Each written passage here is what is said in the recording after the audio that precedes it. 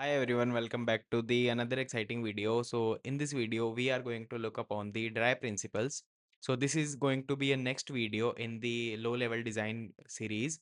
Okay. If you haven't checked the LLD series till now, so you can go to the description and you can find the series. Okay, this is going to be a full LLD course. Okay, so in this video we are covering the dry principles, which stands for the do not repeat yourself, which you might have seen in many of the videos. So in this video we are going to look upon the dry principles. One thing I want to mention over here, all the code would be published to GitHub repo. Okay, so I will ping the GitHub repo in the description and in the pinned comment. Okay, you can check it out. Let's start with this video. All right guys, so let's start with the dry principle. So dry principle stands for the do not repeat yourself. It is a core software development principle. Every piece of knowledge should have a single unambiguous representation with the system.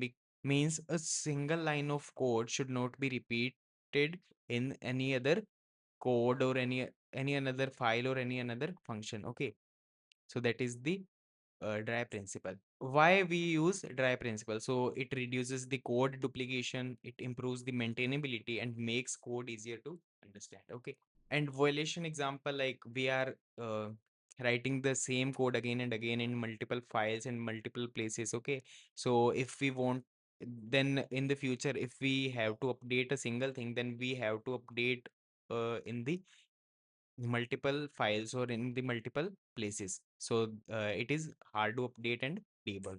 So how we can implement in dry principle in our code? Okay, so use functions and reusable code like modules and using the functions. Write usable reusable code once and reuse everywhere. Okay, so benefits of the dry principle, as you can see, like cleaner code, easier debugging, faster development, and the better scalability and maintainability. How to how you can apply dry principle in your code? Okay, so use functions, classes, or modules. Okay, create reusable components. Okay, and avoid copy pasting coding. Okay, so that three rules you can follow for the im- for implementing the dry principle in your project. So dry principle in real life we use, like if we are having the same logic, okay, we use the one function. And if like in the React or Next.js and any another UI library, we use the reusable components. Okay, we break down our UI into smaller component and we reuse them. So the conclusion of this dry principle is the like write once, use many times.